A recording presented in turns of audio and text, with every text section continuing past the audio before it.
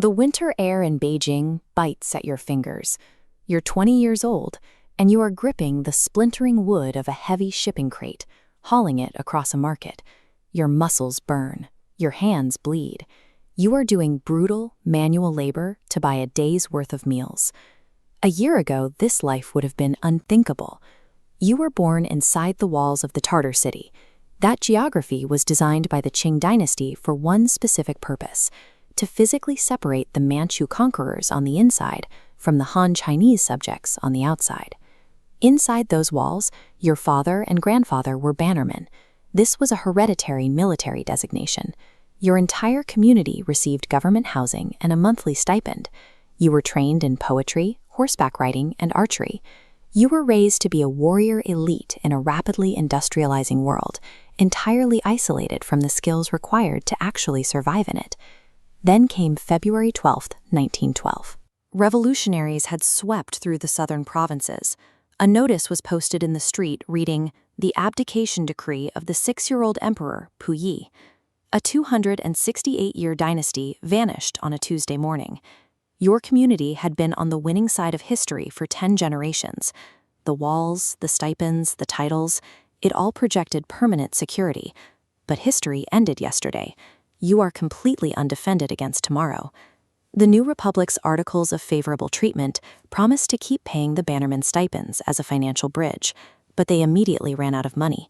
Stipends were delayed, then cut entirely, while political chaos caused basic necessities like rice to violently surge. Inside your family's courtyard, the old rules dissolve. Your mother, who previously supervised household servants, begins taking in secret piecework sewing to generate pennies. She works quietly, moving her hands through cheap fabric, refusing to speak about the reality of the situation.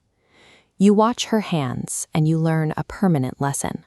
Pride requires a surplus of calories. To keep your family fed, you hide the story of your conquering ancestors, walk out of the Tartar city, and pick up a wooden crate. By the time you reach your mid-20s, you find a steady position keeping the account books for a Han Chinese coal merchant. A decade earlier, working for the conquered class would have been a scandal. Now you are deeply grateful for the math. You marry a Manchu woman who shares this fractured reality. Behind closed doors, you give your 3 children traditional Manchu names. When you register them for school and deal with the state, you use Chinese names in public. This split identity becomes vital during the warlord era. China fragments into regional fiefdoms. Different military strongmen march through Beijing, inflating the currency and unmaking the laws. Taking a political stance gets people killed. The administrative offices are now staffed by young, university-educated Han Chinese officials. When you interact with them, the dynamic is quietly clear. They view your heritage as the primary obstacle between China and modernity. You are the historical baggage they are actively trying to discard. You nod politely. You finish your paperwork. You go home. Surviving a chaotic system relies on erasing your own footprint, swallowing your opinions, and apologizing for taking up space. In 1937, the unpredictable chaos of the warlords ends. The Japanese army invades. Beijing falls under a rigid, lethal military occupation. The occupation authority broadcasts a highly specific propaganda message. They have established a puppet state called Manchukuo in the north. They claim the Han Chinese usurped the throne, and the Japanese Empire is here to liberate the Manchu people and restore their rightful supremacy. You ignore the broadcasts. You sit at your desk and manage the coal accounts under the Japanese, exactly as you did under the Republic. You recognize the mechanical reality of empires. Systems that claim to offer restoration are simply handing you a different set of chains. Keeping your head down doesn't offer total immunity.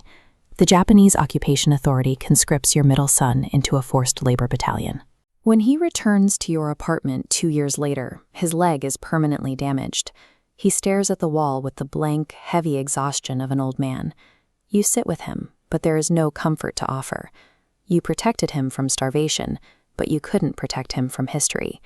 The trauma of existing in a collapsed world simply passed from your generation to his. 1949. You are 56 years old.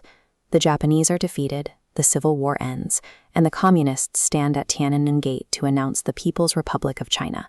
You have now survived 6 entirely different governments. The new regime has a highly bureaucratic approach to your heritage. The Manchu are officially classified as one of 56 recognized ethnic minorities. You are given state protection, which permanently neutralizes any distinct political power you might hold. Your culture is preserved strictly as an artifact. Academic researchers visit to record your dying language. The fierce history of the Bannermen is sanded down into safe, colorful folklore to be displayed at national festivals. There are no executions. There is no violent purge. You are simply woven into a massive, unified national fabric until the distinct threads of your identity vanish entirely. It is 1963. You are 70 years old. You live in a small, concrete apartment with your wife. You work for a nationalized state unit, doing the exact same accounting math you did 40 years ago. Your 6 grandchildren run through the apartment speaking flawless Mandarin. To them, the Tartar City and the archery tests belong to a different plane of reality. They know they are Manchu, but only as a piece of abstract trivia. It has no bearing on their daily lives. We expect the collapse of an empire to look like a cinematic tragedy. We look for dramatic resistance, for famous last words, and we look for heroes. Your life possessed none of those things. Your defining act was showing up to an ordinary desk job for 5 decades, regardless of who held the city. You outlasted the system that built you. You survived the collapse. But the cost of that survival was letting everything you were quietly disappear.